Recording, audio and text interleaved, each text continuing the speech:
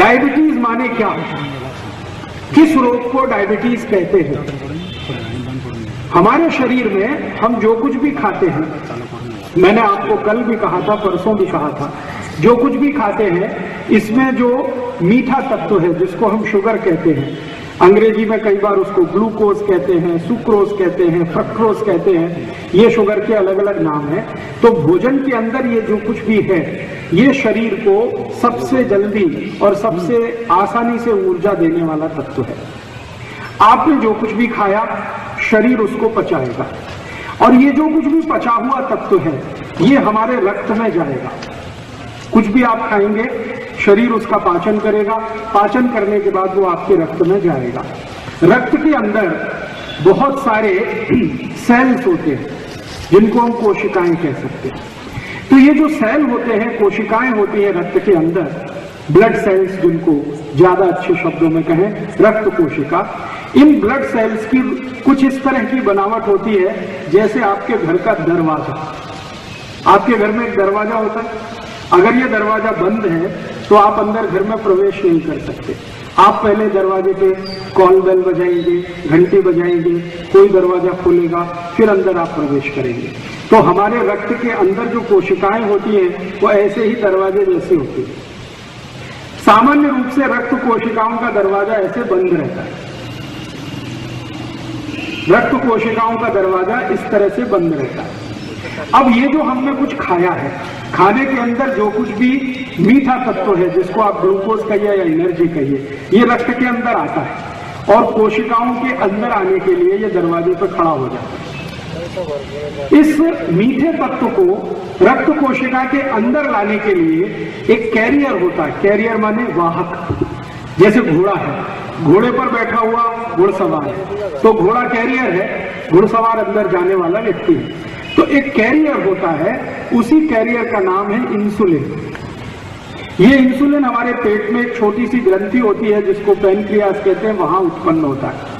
Insulin का काम क्या है कि आपने जो कुछ भी भोजन में खाया है उसमें जो ऊर्जा तत्व है सबसे आसानी से घुलने वाला, जैसे ग्लूकोज या सुक्रोज या फ्रक्टोज या शुगर कहिए, इसको इंसुलिन अपने ऊपर बिठा के दरवाजे पे लेके आता है, ब्लड सेल के दरवाजे पे, और इंसुलिन दरवाजे की घंटी बजाता है। जैसे ही दरवाजा खुलता है तो उसका जो शुगर तत्व है वो इंसुलिन के साथ अंदर आ जाता है।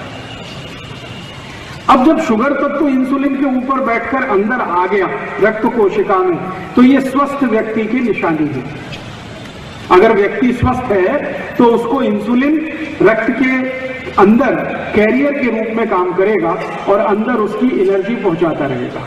अगर किसी को डायबिटीज है तो क्या होता है, जिसको डायबिटीज है उसका जो इंसुलिन है वो अपने ऊपर सुक्रोज या ग्लूकोज या फ्रक्टोज को लेकर दरवाजे तक तो आता है लेकिन घंटी नहीं बजाता, कॉल बेल नहीं बजाता। आता है फिर वापस चला जाता, आता है फिर वापस चला जाता।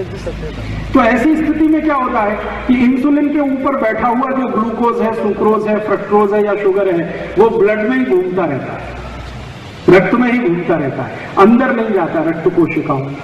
तो आप जब भी रक्त का परीक्षण कराते हैं तो उसमें शुगर निकल आती है, क्योंकि वो शुगर इंसुलिन के ऊपर बैठी तो हुई है लेकिन वो अंदर नहीं जा रही है कोशिकाओं में, और इसी स्थिति को डायबिटीज कहते हैं।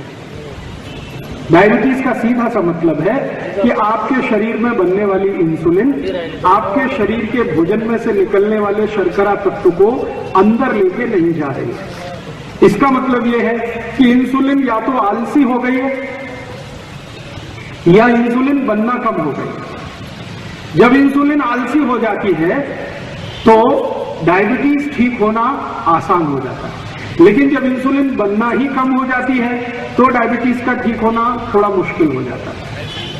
तो अगर इंसुलिन आलसी हो गई है तो इस आलसी इंसुलिन को थोड़ा तेजस्वी बनाए, इसका आलस्य दूर हो जाए, इसके शरीर में जो स्लगिशनेस आई है ये खत्म हो जाए, ये उद्देश्य होता है औषधि का। और या इंसुलिन बनना अगर बहुत ही कम हो गई है तो इंसुलिन ज्यादा बने।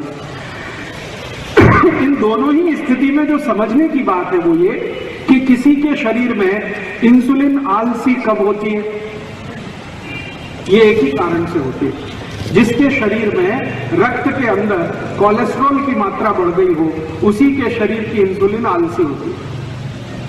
तो इसका मतलब क्या हुआ? इसका मतलब ये हुआ कि अगर आपके शरीर की इंसुलिन आलसी हो गई है, काम नहीं कर रही है ठीक से, तो उसके शरीर में कोलेस्ट्रॉल बढ़ गया है। तो कोलेस्ट्रॉल कम करिए तो इंसुलिन काम करना शुरू करेगी। तो डायबिटीज ठीक करना है तो सबसे पहले कोलेस्ट्रॉल कम करना पड़ेगा। ये बात सबसे आसान है समझना। तो इसलिए डायबिटीज के मरीज को कोलेस्ट्रॉल की चिंता ज्यादा करनी चाहिए बनिस्बत की शुगर की। हम शुगर खाएं कि न खाएं ये इतना महत्वपूर्ण नहीं है। इससे ज्यादा महत्वपूर्ण है कि आप ऐसा भोजन कभी भी न खाएं जो कोलेस्ट्रॉल बढ़ाता हो, क्योंकि कोलेस्ट्रॉल के बढ़ने से आपको डायबिटीज होती है। इंसुलिन उससे आलसी हो जाती है, काम करने लायक नहीं रहती है। बहुत कम ऐसे मरीज होते हैं जिनकी पैनक्रियाज खत्म हो जाए या काम बिल्कुल ना करे और इंसुलिन बनाना बंद कर दे। ऐसे बहुत कम मरीज होते हैं। अगर 1 लाख मरीजों को हम देखेंगे तो उसमें से 8 या 10 मरीज ही ऐसे मिलेंगे जिनकी पैनक्रियाज बिल्कुल काम नहीं कर रही है या इंसुलिन बन नहीं रही है। लेकिन ज्यादा मरीज ऐसे मिलते हैं जिनके इंसुलिन तो बन रही है लेकिन वो एक्टिव नहीं है, आलसी हो गई है, काम करने में उसको तत्परता नहीं है, तेजस्विता नहीं है। तो आप उसको थोड़ा तेज बनाइए, एक्टिवेट कर दीजिए और उसका सबसे सरल उपाय है कि आपके शरीर में कोलेस्ट्रॉल थोड़ा कम कर दीजिए।